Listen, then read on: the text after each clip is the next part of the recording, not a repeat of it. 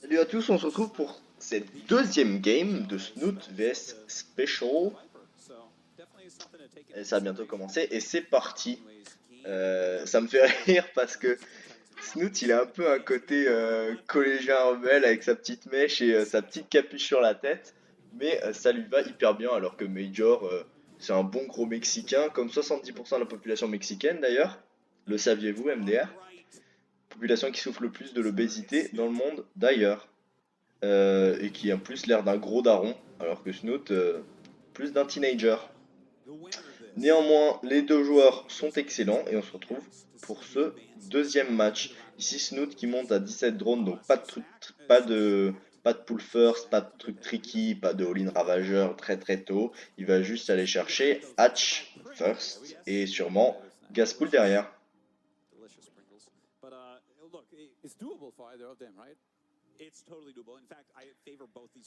Le joueur Terran, c'est pareil, des openings qu'on voit tout le temps. C'est rare, c'est vraiment très rare de voir un autre opening pour les Terran actuellement. Souvent, quand c'est différent d'ailleurs, souvent c'est des proxy Rax ou quoi.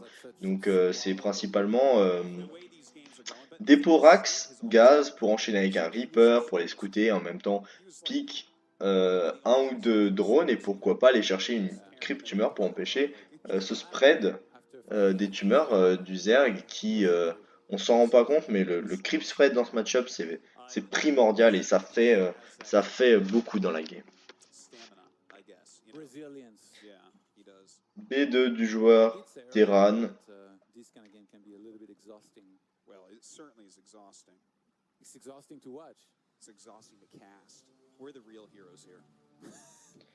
Ça c'est ce genre de début de game où il n'y a rien à dire, hein. Il n'y a rien à dire. C'est toujours la même chose, le scout OSCV, le Reaper qui va follow, le Zerg qui va peut-être faire deux Zerglings, qui va les faire contourner le Reaper pour aller essayer de cancel cette B2, le SCV qui va comme d'hab aller poser une Engineering Base sur la B3 parce que c'est rigolo. Mais je crois que ici Snoot va peut-être faire comme la game contre Daichi, il va aller prendre l'autre B3 en mode bah les couilles. Pas sûr ici le Reaper qui va juste voir les 4 Zerglings, qui va essayer de prélever un peu des unités, mais bonne micro de la part de Snoot qui perd. Il a perdu un Zergling je crois. Il a perdu un Zergling. Donc on pourrait se dire c'est rien, mais franchement à ce niveau, c'est vraiment déjà pas mal de la part du joueur mexicain spécial.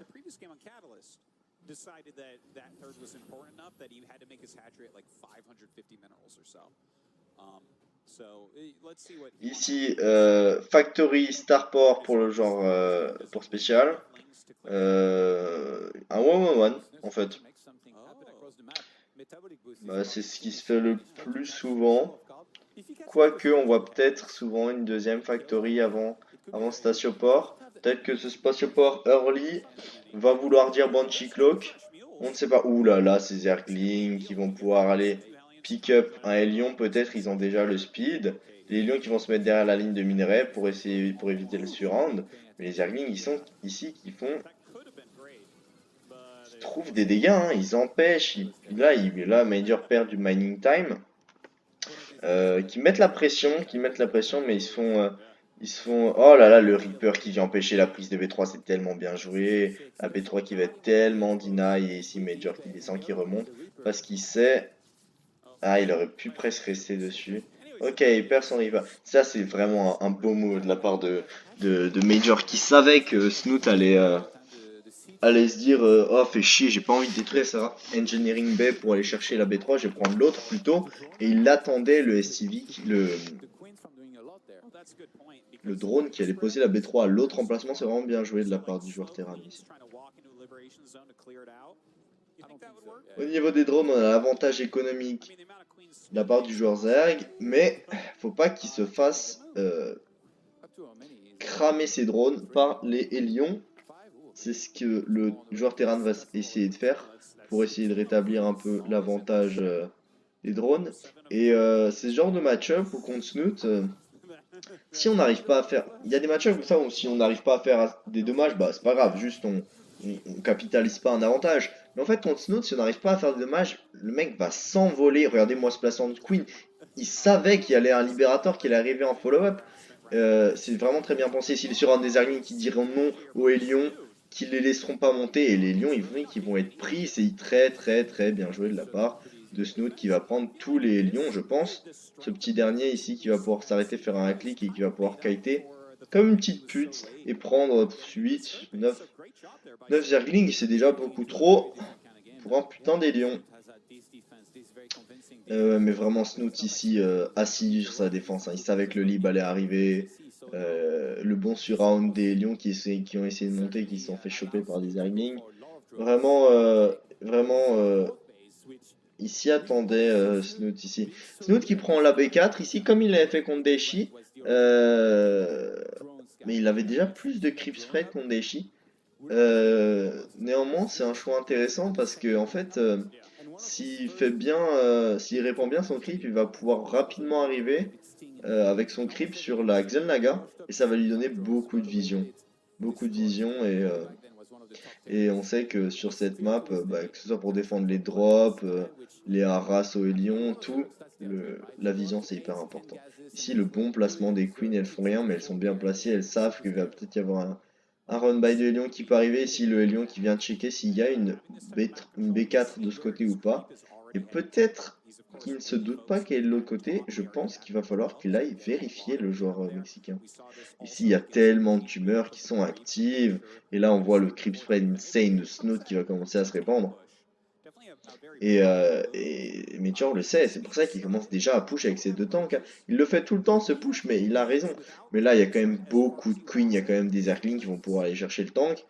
Je pense que ici, juste les Zerglings qui vont pouvoir aller chercher le tank. Ah, il devrait y aller, hein, ouais. Ouais, le tank qui tombe. Il va refaire des Zerglings pour essayer de sniper ce tank. Le double drop qui va essayer de partir. Oh là, est-ce que Snoot l'a vu?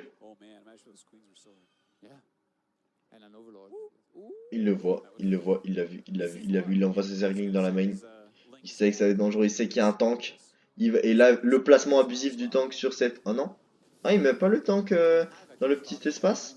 C'est étonnant. Ah, les queens qui vont aller, qui vont pouvoir venir tape ce tank. C'est tellement bien. Et il laisse deux queens parce qu'il sait qu'il va y avoir le retour des Medivac. C'est bien joué. Ici, un Haras avec quelques marines. Des Hydra qui va pull parce que ça coûte cher et qu'il a pas envie de les trade contre des marines.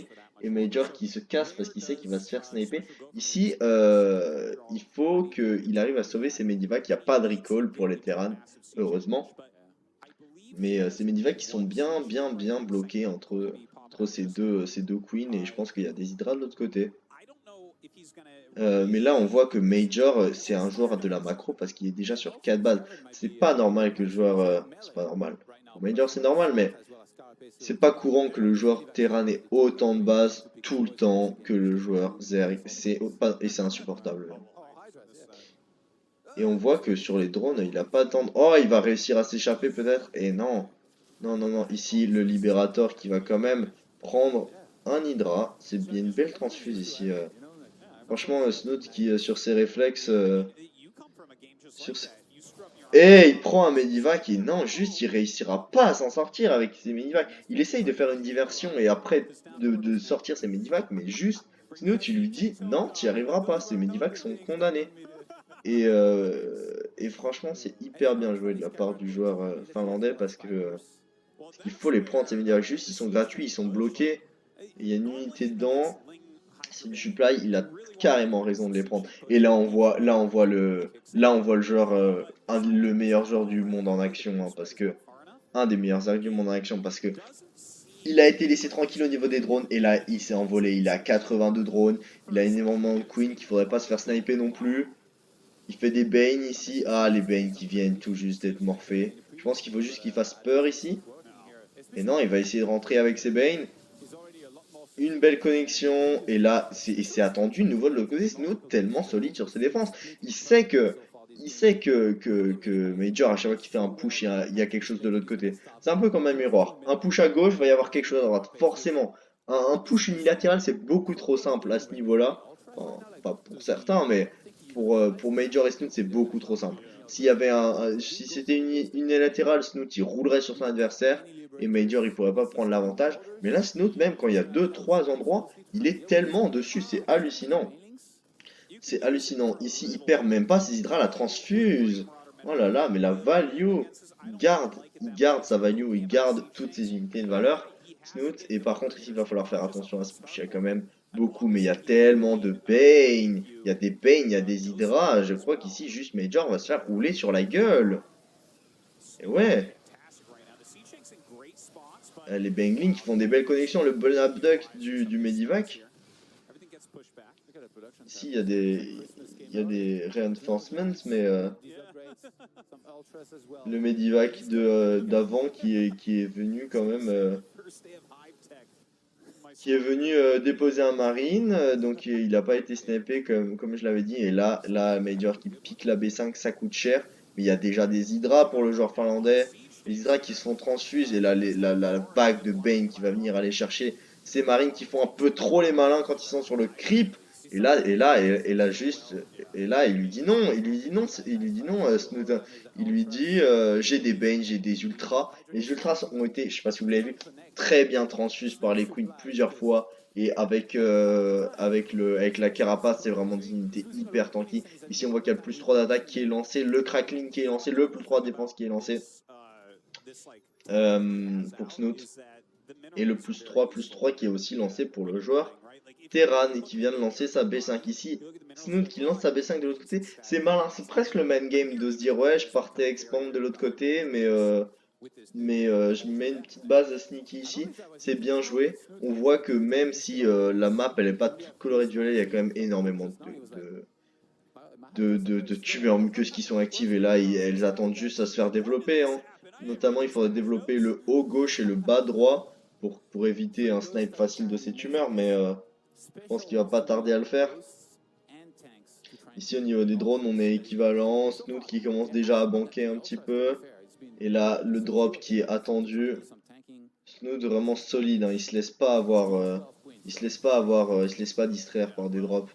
Il est vraiment solide, il transfuse ici sa queen mais il va quand même la perdre.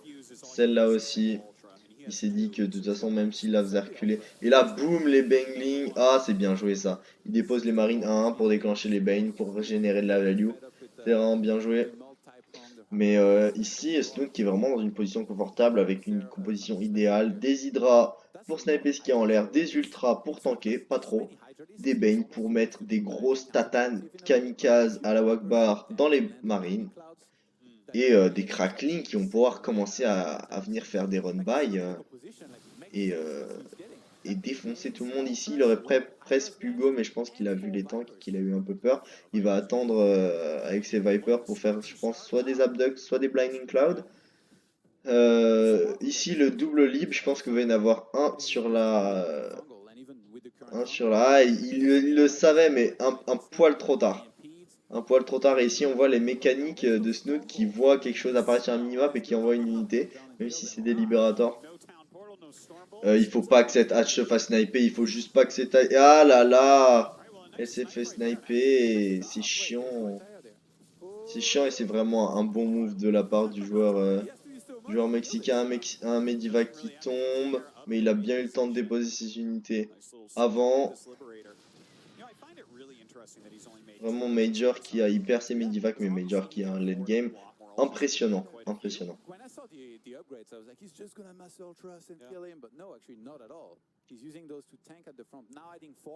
Major sur 5 bases, Snoot sur 5, je pense qu'il a reposé sa 5ème base. 1, 2, 3, 4, 5. Je pense qu'il faudrait qu'il pose B6, mais une B6 de prod. Je me demande s'il n'a pas déjà sa B6 de prod. Sur la minimap, je vois beaucoup de bâtiments, mais je me demande bien si c'est pas juste l'emplacement où il met tous ces bâtiments de tech. Il aime bien faire des SimCity un peu empâtés, Snoot. C'est une bonne idée d'ailleurs. The fact that Ghosts now come out with 75 energy, by the way, is not just helpful against Protoss, right? Ghost, they can cloak for longer against Zerg. Yeah, and they get more snipes. There you go. And EMPs, which is Les Vipers qui viennent se réapprovisionner en énergie sur les extracteurs parce que de toute façon leur vie ne sert à rien, c'est jamais ce qu'on va vouloir aller sniper.